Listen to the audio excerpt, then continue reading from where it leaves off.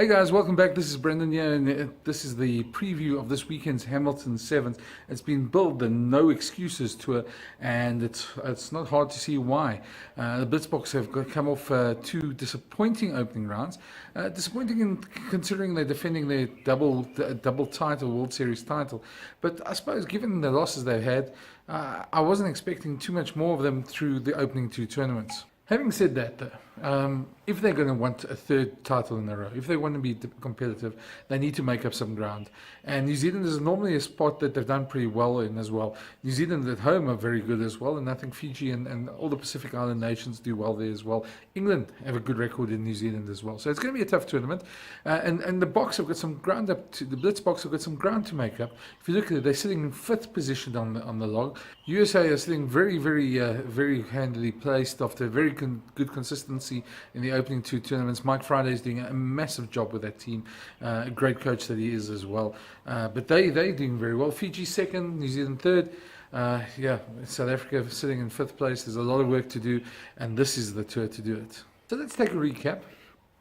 Blitzboks had lost a couple of guys. They lost Ronel to 15s. They lost Kwagga Smith, Siabelo Sonata, quite a few players to 15s as well. They have since lost Roscoe Speckman to the Bulls as well. So there's a lot of players that are gone from the sevens, and they're rebuilding. A lot of young talent coming through, and that talent like that's going to take a time. There's a lot of talent that we saw in Hong Kong when they made the final last year. How good that talent is, and that just needs time to settle in. Having said that. I think the disappointment on Blitzboks fans is that that's where the standard has been set, and that's what people expect from them. So I don't think it's unreasonable to expect that from them, but I think a little bit of patience might be necessary here. I think the Blitzboks are a very good team, and their systems will come through for them. They just need a bit more confidence, and they need a bit of luck to go their way as well. If you look at their performance in Cape Town, they lost against New Zealand, a bit unlucky in the pool play. They lost against Fiji in the semi-finals, which was just the brilliance of Fiji on the day, and Fiji went on to win the title as well, but they came back to beat New Zealand in their third place playoff, so that's a positive as well. But you see from here now, those opening tournaments are always the ones that the Blitzboks did well in. Last year they won Dubai and did very well in Cape Town, and really it sets that momentum, that little bit of an edge that Fiji and USA have now got. Does well if you can keep consistent, and consistency is where you need to be in this tournament as well. They need something special in one or two of these tournaments, either in Hamilton or Sydney, to get them back amongst the leading pack, and then they need consistency. Let's look at their Pool C in Hamilton. It's a tough pool, a tricky pool, but probably one of the better pools in the tournament. Kenya has always been a tough one for the Boks, but they've had some internal problems as well. France, they're hot and cold, but they can be tricky as well. And Scotland are definitely on the up in sevens.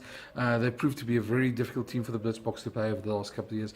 But all in all, if you're a Blitzboks fan, you would expect them to come through that unscathed. And looking at the once they reach the cup playoffs, if they get that far, hopefully they do, they've got quite a decent draw in terms of I suppose every cup game is difficult, but they've got USA, the crossover USA, England, Tonga, Samoa. Now that's going to be a tough pool in its own, and the teams will probably have a go at each other in that pool as such. So I think the Blitzboks will have I suppose in the way I always feel it's easier than playing in New Zealand than a Fiji, although those teams can give you trouble as well, and both of them are in form at the moment. So it's going to be interesting to see who they play, but I reckon I'm pretty happy they're not playing New Zealand or Fiji. So what can we expect from Neil Powell's side in Hamilton? I think the big thing for them will be consistency and to cut out the mistakes. Their defense has been poor. They missed a lot of tackles in Dubai and Cape Town, and they want to rectify that. They've been working hard on that in the last couple of months, I know, and really putting in a lot of hard work. So I think that'll be the first thing. And then just building momentum. That's the one thing they need to do. Build momentum in the tournament. And then hope for the big moments and make sure you play the big moments well. I think that's pretty cliches in sevens anyway, but they're more than capable of doing it when they get it right. And there's such slim margins there that if they're on the day, and that's where they need to be in that 100% focus zone, they'll be fine. Missing tackles leads to tries at that level, and especially in those games. And all those teams are capable of punishing you as well. They've got Chris Dry back, Stedman Gans. I think Stedman's a great one to have back from injury as well. Chris Dry will bring a bit of humour, a bit of calmness to the side, and really steady them as well. So I'm looking forward to a better performance, a much more composed performance from the Springboks, and as they say, no excuses. Then finally, let's have a quick look at the other pools as well. In Pool A, you've got Fiji, Australia, Argentina, and Wales. It's a tough pool as well. All four of those teams, Argentina are really a team that can upset a couple of the guys as well. Australia, they're hot and cold. Fiji, they're magicians. But they do have their off moments, especially in pool play as well. And a team like Wales has given them some trouble in the past as well. Although Wales is not as good as they probably could be at the moment. So I'd say probably Fiji and Australia there, with Argentina maybe scoring one upset in the pool.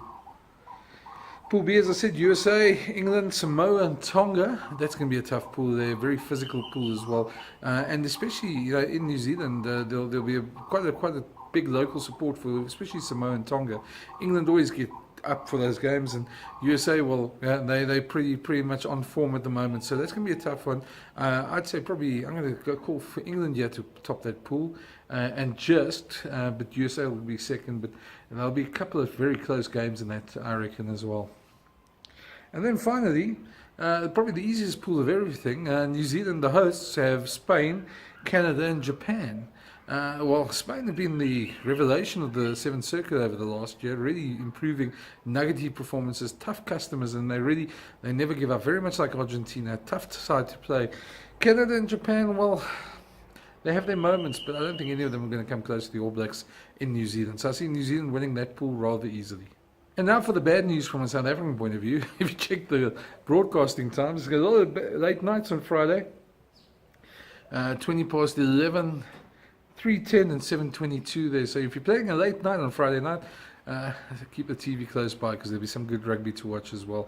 That being said, it's going to be a long weekend as well, for the Sevens as well. So get ready for some sleepless nights, maybe a bit of late sleeping in the morning there as well.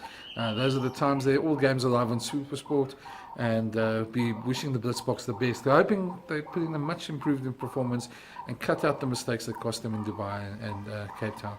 So yeah, it's going to be a big game. We'll see how good they go, and I'll be back here reviewing a couple of the day's play as soon as it's done. And yeah, in a short video, just telling you what I think. So if you want to come back for that, keep an eye out for that. Of course, as always, subscribe below, the subscribe button below, and the bell there to get the notifications. And yeah, come back for more rugby videos like this. Cheers.